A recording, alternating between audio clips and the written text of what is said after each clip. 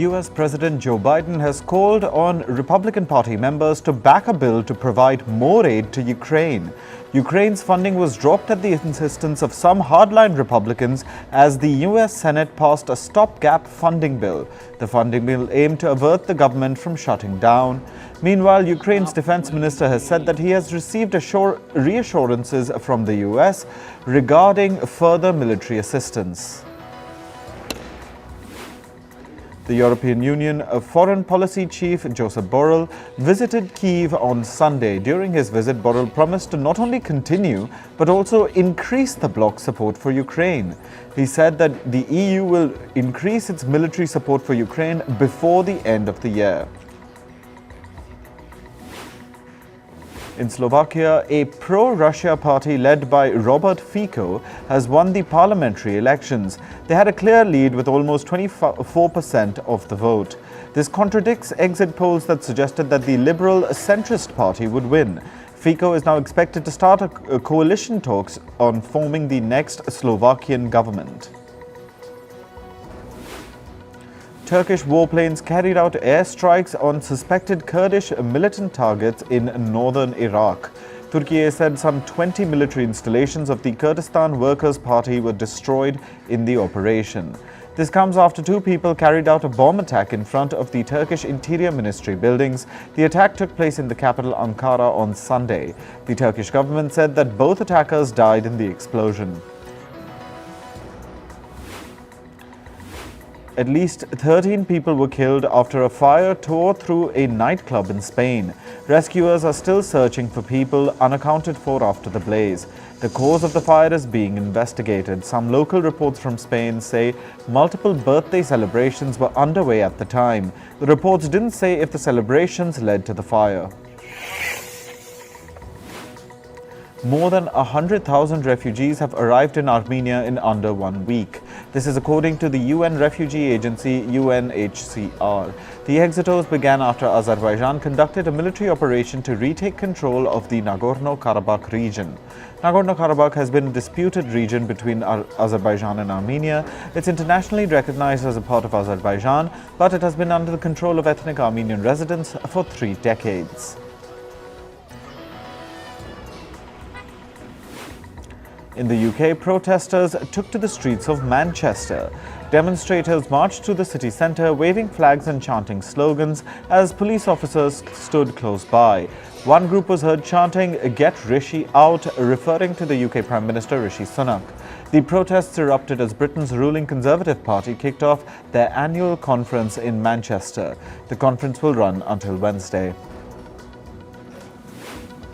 Clashes between protesters and police erupted in Iraq's capital Baghdad on Sunday. This was after protesters took to the streets to commemorate the 4th anniversary of the October protests that began in 2019. The protesters held Iraqi flags and set fire to garbage in the street while calling for the revolution to continue. In 2019, protests erupted against Iraq's then Prime Minister Abdel Mahdi's government. The demonstrators demanded an overhaul of Iraq's political system, which they deemed corrupt. Hundreds of thousands of people gathered for an opposition rally in Poland's capital, Warsaw. The rally was organized by Poland's opposition party and comes 2 weeks ahead of the country's parliamentary elections. Opinion polls suggest the incumbent Conservative Law and Justice Party is likely to win the election. Meanwhile, the opposition hoped Sunday's march would become the biggest in decades. This would allow them to build momentum and oust the Conservative Party that has ruled Poland since 2015. Former U.S. President Donald Trump held a campaign in the American state of Iowa on Sunday. During the rally, he said that his indictment was a great honor. He claims he was indicted because Democrats don't want to compete against him in the 2024 presidential election. Trump made the remarks just a day before the opening of his New York civil trial. It is scheduled to begin today. The main candidates for Argentina's presidential race clashed in the first debate of their campaign. They traded barbs over who was to blame for the country's economic crisis. They also debated their views on ways to end the downturn of the economy. Last month, data showed that Argentina's inflation shot up to a whopping 124%. 9 people died and 40 were injured after a church roof collapsed in Mexico. Another 30 people are said to be trapped under the debris. Rescuers and volunteers were seen removing debris such as wooden pillars with their bare hands. The Mexican rescue workers were searching for survivors. At least 10 Cuban migrants have died and 17 others were seriously injured in Mexico. This is after a cargo truck ferrying them met with an accident. Mexican officials say the Ford truck carrying the migrants did not have the capacity to accommodate so many people. They also added that the driver fled the scene of the accident. In climate news, people in Spain are experiencing sweltering conditions as temperatures increase higher than usual this month. According to the Spanish weather agency, temperatures would rise between 6 to 10 degrees Celsius. This has raised concerns about the effects of climate change among the residents. Some parts of Spain are under a high fire risk. The southeast region of Australia is witnessing sweltering heat. It has increased the risk of bushfires. The nation's weather forecaster has said that temperature is likely to reach 12 degrees Celsius above average in some areas. Australia faces a high risk of bushfires as it experiences an El Niño weather event. The El Niño is typically associated with extreme events like wildfires, cyclones, and droughts. Switzerland, Poland, Germany, France, Belgium, and Austria experienced their hottest September on record. The year 2023 is likely to be the warmest year in human history.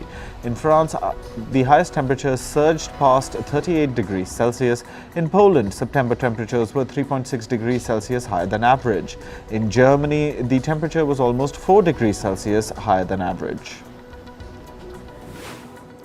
More than 60,000 protesters gathered in the Swiss capital Bern to demand tougher policies to combat climate change. The protest comes less than a month ahead of a national election. Such large protests are rare in Switzerland. It shows growing public frustration with the pace of policy making to tackle global warming. Reports show that Switzerland's glaciers have shrunk by 10% in 2 years. The sudden death of more than 100 Amazonian river dolphins has prompted fears of rising global heat. Floating corpses of the endangered mammals appeared at Lake Tefe. The water in this lake is drying up as the region is experiencing drought conditions. Brazil has witnessed unusually extreme weather in recent months. This is a consequence of climate breakdown triggered by human-related activities. A state of emergency was declared in New York City over the weekend due to flash floods. Many of the subway stations, streets, and highways were flooded. Governor Kathy Hochul called it a dangerous and life-threatening storm. No deaths have been reported, though. New York Police Department officials announced multiple road closures, and the National Guard has been deployed. Major oil and gas company chiefs held discussions with heavy industry bosses on Sunday. The meetings were held in the United Arab Emirates. They aim to arrive on a firm commitment to reduce carbon emissions ahead of the United Nations Climate Summit next month. The COP28 is seen as a crucial opportunity for governments to accelerate action to limit global warming. On to business and tech news now. US President Joe Biden signed a stopgap funding bill into law on Saturday. The bill avoids the federal government's partial shutdown. It will fund the government for the next 45 days. A US government shutdown would have placed tens of thousands of federal employees on furlough without pay. It would have also suspended various government services.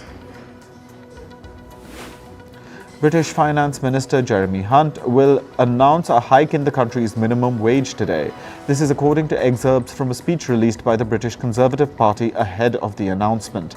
The UK's minimum wage will be increased to at least $13 per hour from the present $12. However, Hunt is not expected to make any announcement on tax cuts. This is despite growing calls from the UK's Conservative Party lawmakers who have asked for tax cuts repeatedly. Credit Suisse has shed nearly 13% of its workforce in the past 12 months. This is according to a financial report published by the bank. It showed that the number of employees fell to about 34,000 at the end of June this year. This is compared to nearly 39,000 workers in the same period last year. This highlights the turmoil at Credit Suisse after it was taken over by rival UBS earlier this year. America's United Auto Workers Union has expanded its strikes at additional plants of Ford and General Motors. This comes after negotiations failed to proceed between the two automakers and the union. However, an extension at additional facilities of Stellantis was averted after significant changes were made to its labor contract. The UAW has been striking against the Detroit 3 automakers since last month. They've been demanding a 40% pay hike and a revision of their current agreement. Meanwhile, the union has dropped charges of unfair labor practices against General Motors and Stellantis. In August, the UAW had filed the charges against the two automakers with America's National Labor Relations Board.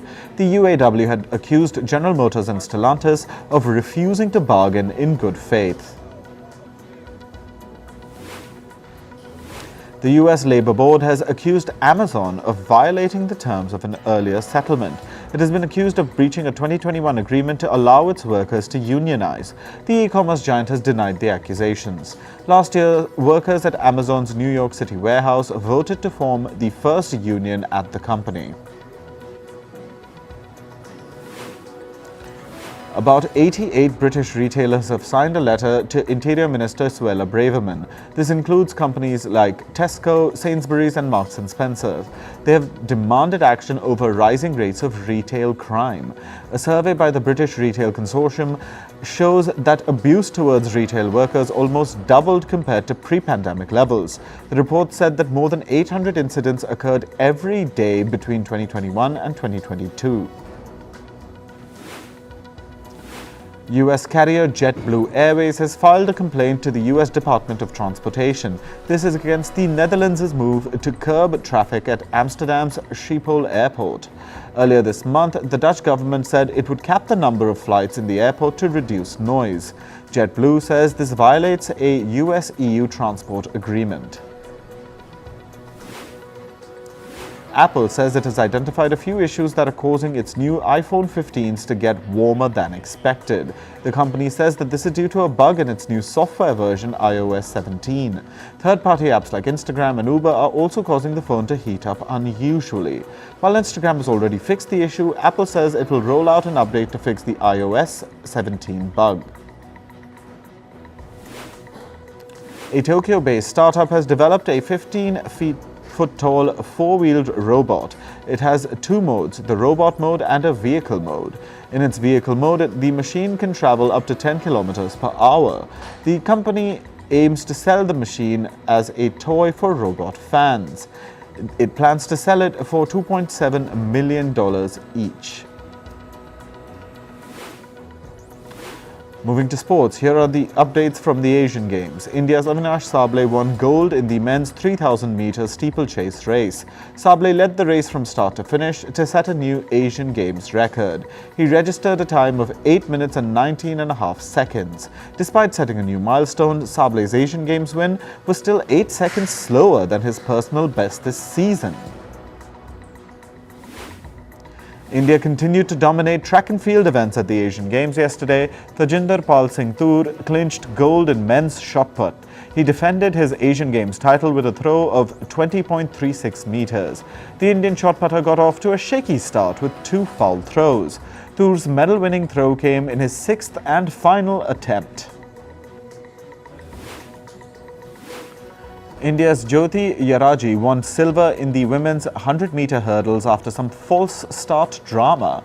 China's Wu Yani got off to an early start. The Indian Yaraji followed Wu and began running as well. The Asian Games officials ruled out Wu and Yaraji, which the Indian contested. Then the race was allowed to carry on as normal, with Yaraji finishing third. After a thorough review process, Yaraji was awarded silver and China's Wu was disqualified according to false start rules. India won bronze in both the men's and women's 3,000-meter speed skating relay race. The podiums were identical for both events. The Indian men's and women's teams bagged the bronze, while South Korea won silver and Chinese Taipei took the gold. On to other sports. In cricket, New Zealand captain Kane Williamson will miss the World Cup opener against England. This is because Williamson still needs time to recover from a knee surgery. New Zealand's head coach says Captain Williamson is recovering well but won't be pressured into returning till he's ready. In football, AS Roma beat Frosinone Calcio 2-0 in the Serie A League match last night. Striker Romelu Lukaku scored the first goal for Roma in the 21st minute. Roma sealed the win with a late goal from Lorenzo Pellegrini in the second half. In tennis, world number 2 Carlos Alcaraz advanced to the quarter-final at the China Open. Spain's Alcaraz beat Italy's Lorenzo Musetti 6-2, 6-2 in straight sets. The Spaniard will next face Norwegian Casper Ruud. Meanwhile, world number 1 Aryna Sabalenka also advanced at the China Open. Belarusian Sabalenka beat American Sofia Kenin 6-1, 6-2 in the round of 64. Sabalenka will now play against Britain's Katie Boulter tomorrow. In golf, Europe beat the US to win the prestigious Ryder Cup. The competition was played in Italy's capital, Rome. Europe needed 4 points on the last day to beat the American side. England's Tommy Fleetwood and Ireland's Shane Lowry played some spectacular shots to turn the game around and win the cup for Europe. The Ryder Cup is a biennial men's golf competition between teams from Europe and the US. In MotoGP, Ducati's Jorge Martin won the Japanese Grand Prix. Despite rainy and slippery conditions, the 25-year-old Spaniard completed the 21 laps in just 24 minutes and 6 seconds. Martin's Ducati teammate Francesco Bagnaia finished 1 minute and 41 seconds later to secure the second spot. Honda's Marc Marquez finished third to complete the podium. In the world of entertainment, singer Taylor Swift traveled to the U.S. State of New Jersey to watch the American football team Kansas City Chiefs take on the New York Jets. This comes amid rumors that Taylor Swift is dating NFL player Travis Kelce. The pair's relationship reportedly sent the National Football League's ticket sales and television viewership soaring. Swift was seen in the audience with other celebrities including Ryan Reynolds, Hugh Jackman and Blake Lively. Comedian and TV show host John Oliver has said that he's furious with Hollywood studios and that how they prolonged the writers' strike. Oliver spoke about the strike in the latest episode of his show Last Week Tonight. He said it took 148 days to strike a deal, something that could have been done in 1 day.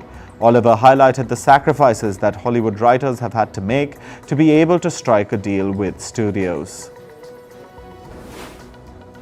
Zelda Williams, the daughter of late American actor and comedian Robin Williams, has spoken out against the use of artificial intelligence in Hollywood.